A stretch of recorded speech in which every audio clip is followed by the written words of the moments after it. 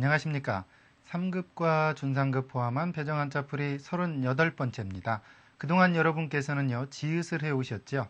과연 이번엔 또 어떤 글자가 되는지 같이 한번 보도록 하죠. 첫 번째 글자 봅니다. 지금 보면요, 굉장히 복잡해 보이는 글자지만 사실은 이것이 상형이라는데 놀랄 일이 있습니다. 무슨 이야기냐면요, 술잔에 새 부리처럼 생긴 술잔의 모양을 본딴 글자입니다. 결국은요, 옛날에 술그릇이었단 얘기죠. 물론 중요한 것은 석기 문화나 어떠한 문화적인 차이에서 금성 문화로 돌아오면서 소위 말하면 문화가 바뀌면서 그곳에 이름을 새겨주던, 소위 말하면 너는 이곳에서 이곳과 저곳의 어느 영토를 다스려라 라고 그 그릇에 이름을 새기고 또 지명을 새기고 또 그 사람의 벼슬의 지위를 새겨서 그것을 봉주에게, 소위 말하면 지금 말로 말하면 고용된 임금에게 이 벼슬을 내려준다는 데서 이것이 벼슬작 또는 술잔작 이런 글자가 되었죠. 처음 보면요, 이런 모양입니다. 결국은 요처럼 다리가 있고, 다리가 원래는 3개겠죠. 이 술잔 다리가 3개이고 새 부리처럼 생긴 모양의 술그릇, 그것이 점점 이렇게 바뀌어서 이러한 형태로 변했지만 결국은요, 상형의 모양이 숨어있는 그런 글자입니다. 그리고 이것은 손으로 그 술잔을 잡고 있는 손톱조죠. 그것이 손으로 잡고 있는 그런 형태가 되었다는 이야기죠. 결국 옛날에는 지금처럼 임명장이 따로 없었던 시대에는 술잔에다가 주물한, 지금 말로 말하면 주조한 술잔에다가 그 사람의 지위와 벼슬과 다스릴 땅을 기록해 주었다. 이런 데서 이것이 술잔작, 나중에는 벼슬작.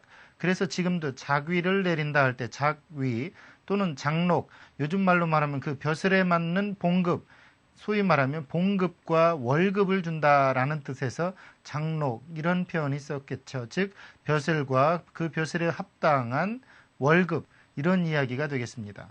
결국은요, 시대가 변했지만 옛날에도 임명장은 있었고 그 임명장이 지금과 다르게 종이가 아니고 술잔이었다는데 의의가 있는 거죠. 그래서 지금도 작위 또는 무슨 복록 이럴 때는 장록 할 때는 결국은 술잔작이 쓰였단 얘기죠.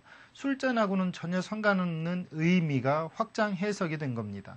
사실은요, 지금 술잔을 나타낼 땐 배 그래가지고 술잔 배자가 있죠. 잔배자. 그래서 요즘도 건배, 축배 이렇게 이야기하죠.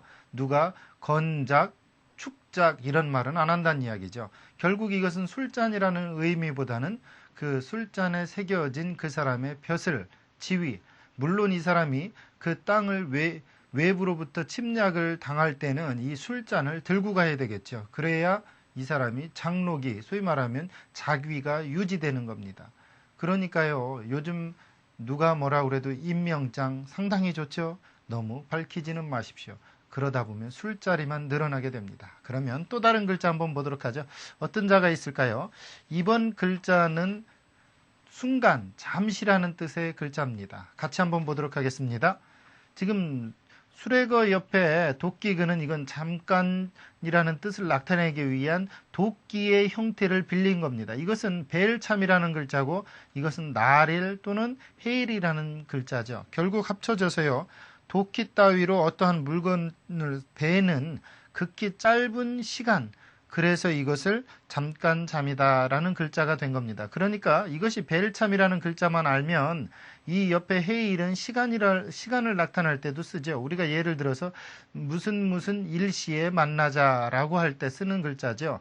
잠시, 잠정, 잠깐 동안 정해놓은 것을 잠정이라고 합니다. 이처럼요, 벨참이라는 글자가 나릴이라는 또는 헤일이라는 글자와 결합이 되면서 결국은 순간적으로 베는 한순간의 짧은 시간, 그것을 나타내기 위해서 만들어 놓은 잠깐잠이라는 글자입니다. 사실은요, 우리가 글자가 없었던 상황에서 잠깐이라는 어떠한 상황을 과연 문자로 만들어 낼 때 여러분은 어떻게 만들겠습니까? 굉장히 고민스러운 부분이죠. 그런데 순간적으로 죄를 지은 사람이 목을 베서 죽는 그 순간이 잠깐이었다는 얘기죠. 허무했다는 이야기입니다. 사람이 돌아보면요, 죽는 순간에 돌아보면 그 살아온 세월이 잠깐 같답니다. 그래서 이것을 글자로 결합을 한번 시켜보자. 이것이 당시의 사람들의 최고로 생각을 해내는 겁니다. 결국은요, 당시에 가장 설득력 있는 것은 죽는 순간 앞에서 인생은 잠깐이었다라는 거죠. 그러니까 아무래도 이것은 전쟁 문화가 극히 발달했을 때 만들어낸 글자일 가능성이 높습니다. 안 그렇겠습니까? 죽는 순간 사람은요, 더 살기 위한 그 어떠한 그 고집보다는 살아왔던 것을 돌아보는 회한이 더 깊게 느껴지는 법입니다. 아, 선생님 죽어봤냐고요? 그건 아니죠. 그렇다고 해서 알겠습니까? 여러분, 세상의 모든 삶의 지식은요, 경험하지 않은 간접 경험이 더 많습니다. 이것이 일명 여러분이 수없이 책을 보고 문학을 공부하는 이유겠죠. 잠깐 동안 생각해 보셨으면 이해됐을 겁니다. 또 다른 글자 한번 알아보도록 하죠. 이번 글자 어떤 글자일까요? 같이 보겠습니다. 이번 글자도 잠이라는 글자인데 같이 한번 볼까요? 삼수변 옆에 일찍이 잠자입니다. 사실은 이 글자가 들어가면 대부분 잠자나 참이나 뭐 이런 글자로 바뀌는데 대부분 잠이죠. 즉 물과 잠, 일찍이 잠 합쳐서 이게 무슨 이야기가 됐을까요?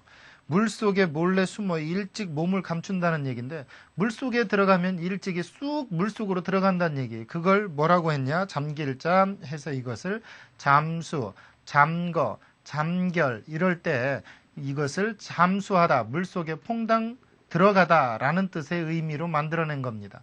결국은요, 요 물의 의미 요소와 뜻의 요소를 같이 있고요. 이것은 소리가, 즉 잠이라는 그런 소리값을 나타내기 위한 글자죠. 사실은 물에 이렇게 많이 무언가 매달아서 넣어놓으면 잠기지 않을 것이 없겠죠.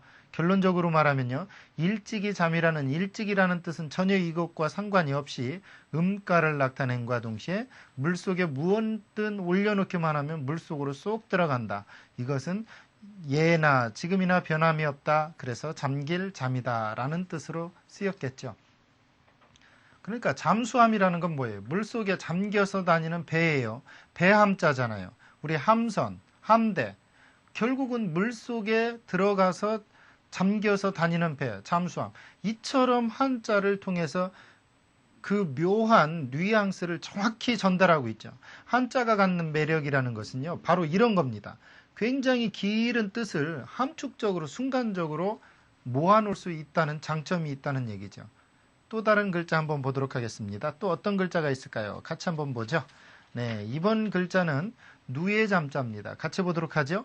이것이 일찍이 잠자고 벌레잖아요. 벌레 두 마리죠. 벌레 두 마리는 모여 산다는 이야기죠. 결국 이게 무슨 뜻이 되냐면 일찍이 목구멍에서 씨를 빼내는 벌레들, 그것은 뭐냐? 누에다 해서 누에 잠자입니다. 우리 잠실, 네, 지금은 굉장히 뭐 커졌고 그랬지만 옛날에는 그곳이 누에를 기르던 동네입니다. 그게 잠실이에요. 우리 잠식하다, 누에가 무슨 뽕잎을 먹든 야금야금 먹어가는 걸 잠식이라고 그러죠. 그래, 우리 누에 잠자, 먹을 식자, 잠실. 잠두, 누에 머리죠. 예를 들면 서예 이론에 잠두라는 표현이 있습니다. 예서, 즉 무슨 말이냐. 그 누에의 머리처럼 생긴 모양을 잠두라고 그러고요. 양잠, 그러니까 누에를 기르는 걸 양잠이라고 그래요. 결국은 이것은 씨를 뽑아내기 위한 한 수단이 됐겠죠. 지금도 잠실이라고 그러면요, 어느 한 지명이 됐지만 원래는 결국 누에를 기르던 집들이 많았던 동네가 잠실입니다. 이처럼요, 당시에 가장 많았던 것이 지명이 된 경우가 많죠. 예를 들면 잠실처럼요, 누에를 기르던 집들이 많던 동네가 잠실이라든가, 아니면 역촌, 역말이 많았던 동네가 역촌이 됐다든가, 이처럼 지명 자체가 당시의 풍습이나 가장 알맞은 주위 상황에 합당한 그런 이름들이 많죠. 쉽게 얘기해서 옛날에 역말이라든가 또는 뭐 마티제, 예를 들어 T가 들어간, T제자가 들어간 것은 대부분 고개라든가 이런 것들은 대부분 당시에 실제로 상황이 고스란히 배어있는 지명입니다. 이 누에 잠자도요, 은근히 보면은 벌레는 벌레인데 굼치럭 일찍이 입에서 씨를 뽑아내던 벌레들, 그것이 누에였다는 이야기입니다. 이처럼 한자는 설명이 필요 없이 글자 자체가 가지고 있는 충분한 설명도 있다는 거예요. 또 다른 설명이 필요 없이도 말이죠. 벌레충이 들어간 글자는 대부분 벌레라는 뜻이 있는 거와 마찬가지죠. 그러면 또 어떤 자가 있는지 한번 같이 보도록 하겠습니다. 이번 글자는 또 어떤 자가 나올까요? 네, 여러분 어른장자입니다. 한번 같이 볼까요? 어른장은 아이들이 큰 데처럼 쓰는데 큰 데는 여기에다 이 파임을 붙인다면 이것은 파임이 앞쪽으로 튀어나가죠. 사실은 열십이라는 글자와 지팡이의 모양을 합쳐놓은 겁니다. 즉 열십은 손을 나타내고요. 또 이 지팡이는 파임을 나타내고 이것에서 지팡이를 잡은 나이 꽉 찬 사람, 그것은 어른이다 해서 어른장자고요. 나중에는 이것이 길이나 어떤 것을 나타내는 단위로도 쓰이죠. 예를 들어 장가를 든다. 이게 무슨 이야기일까요? 장가라는 건 어른이 되어서 한 집안을 꾸려갈 상황이 되는 걸 장가라고 합니다. 결국은 장가가는 것 자체가 어른이 되어서 집안화를 꾸려간다는 이야기죠.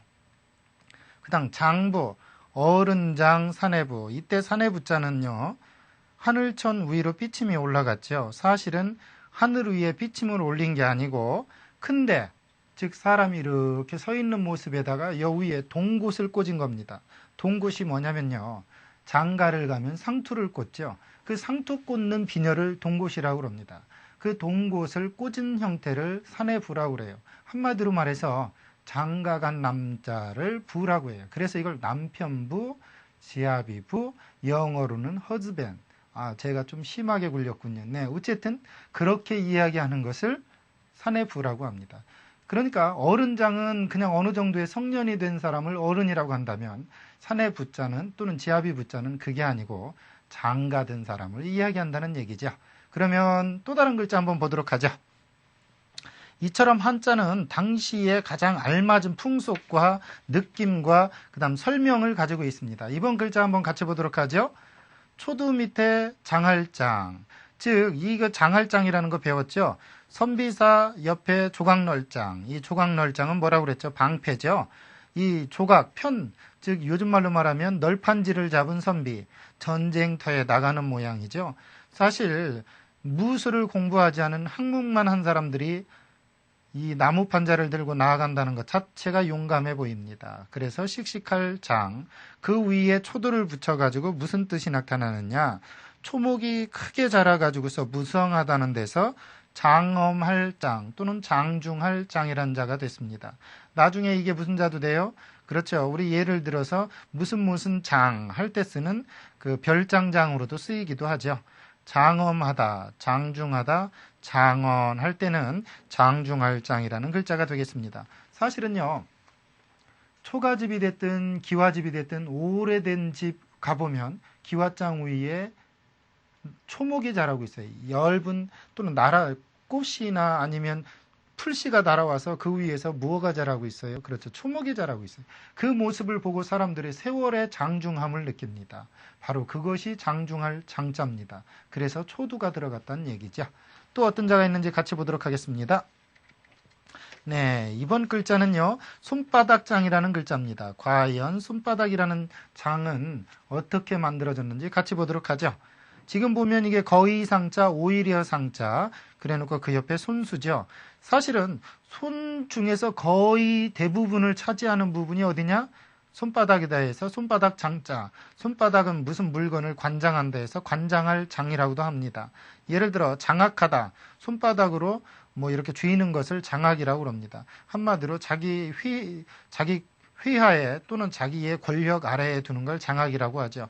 관장, 관리할 관자 또는 대롱관이라고 하는 자에다가 주먹장, 손바닥장 또는 무슨 장이요? 그렇죠. 무엇을 담당한다 또는 무엇을 이렇게 거의 관장한다라는 뜻으로 쓰이는 장입니다. 합쳐서 관장 이런 글자가 되겠죠.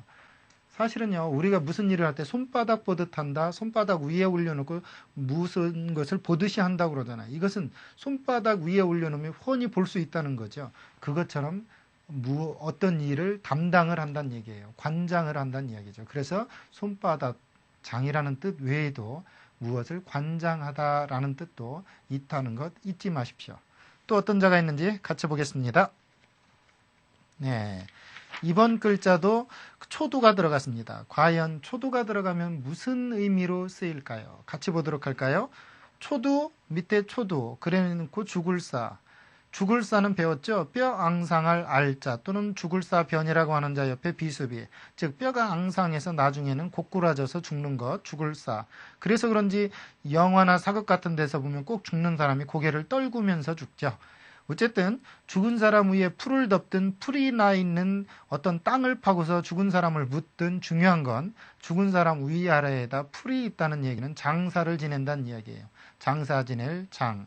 우리 장례 문화, 장례, 그다음 장사 이장, 장사 지낸 것을 옮기는 걸 이장이라고 하죠. 아, 물론요. 네, 양촌리 이장도 있습니다. 네, 누군지 아시죠?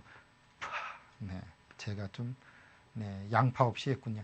중요한 게 이 장사 지낼 장자는 사실은 옛날에는 없었다는 글자예요.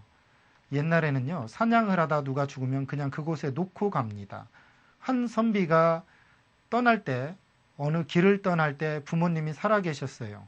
그래 길을 갔다 오는데 어머니, 아버지 시체가 길바닥에서 까마귀가 뜯어먹고 있습니다.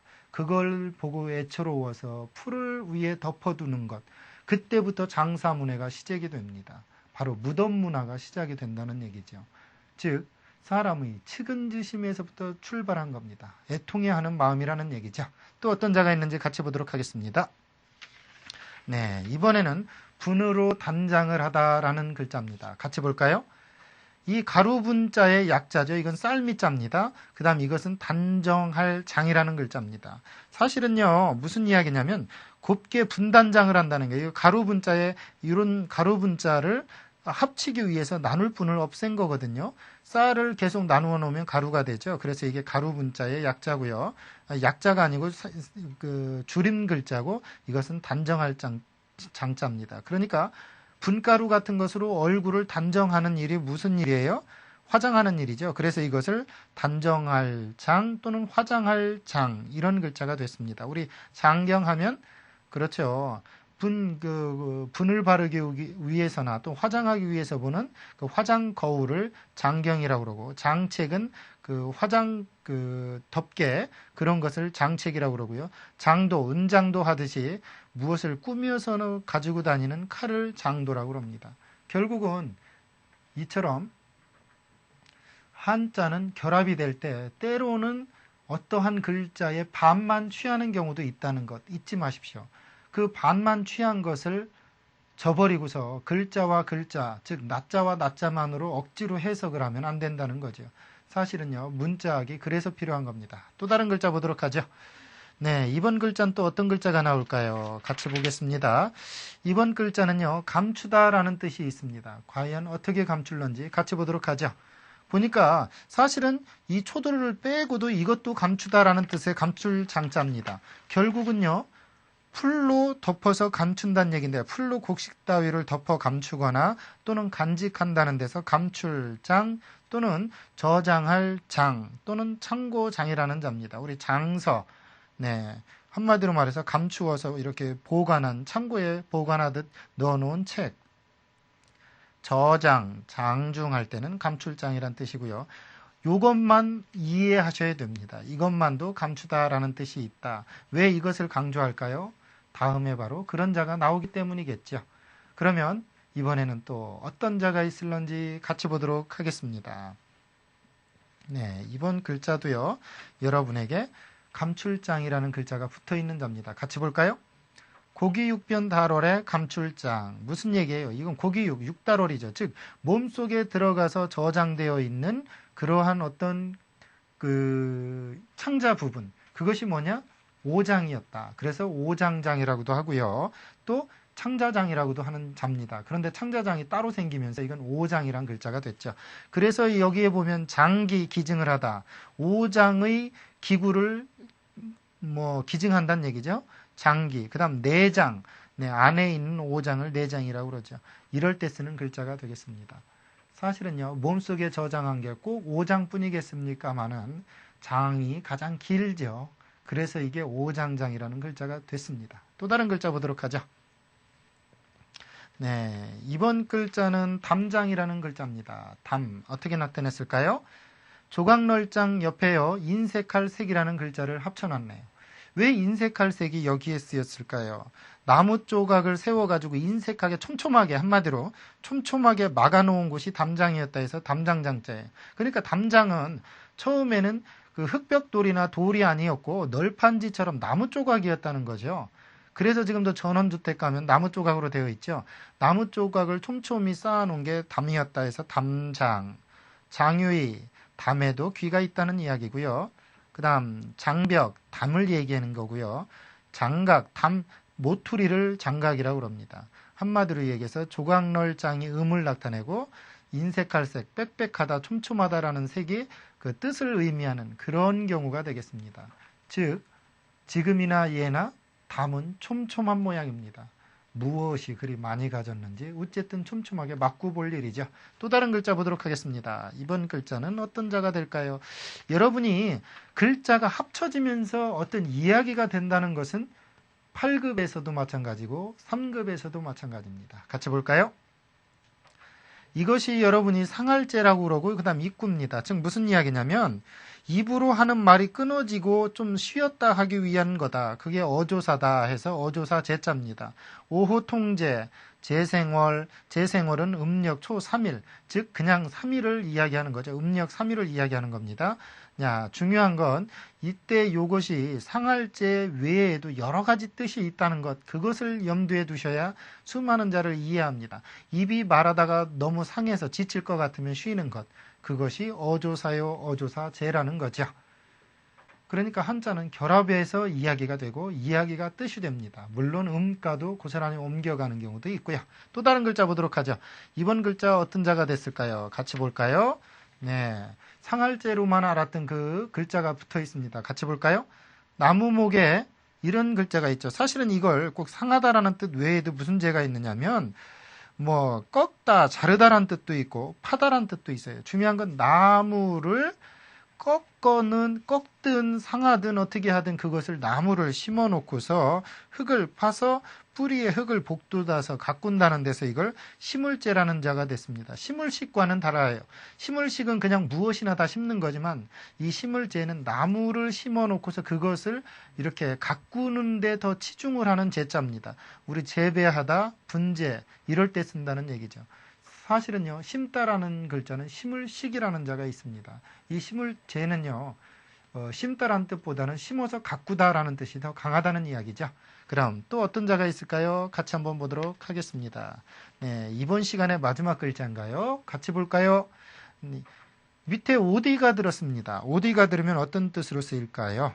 옷감을 어떤 본에 맞추어서 자른다란 뜻이, 이번에는 이게 자르다란 뜻이 있다는 얘기죠. 즉 옷감을 어떤 본에 맞추어서 자르다 해서 마름질할 제, 마를 제라는 뜻입니다. 드라이하다라는 뜻이 아니고 말리다란 뜻이 아니고 마름질하다, 본에 맞추어서 알맞게 규격에 맞게 자르다란 뜻이에요. 예를 들어 재단하다, 재판하다 할 때 그래서 마름질할 제자를 씁니다. 그러니까 마를제라고 하니까 아이들이 이게 마르다, 고사하다, 죽다 뭐 이런 뜻인 줄 아는데 그런 뜻이 아니고 어떤 틀에 맞게끔 그것을 잘라내는 걸 제라고 한다는 얘기죠. 네, 이번 시간 강의는 여기까지입니다. 감사합니다.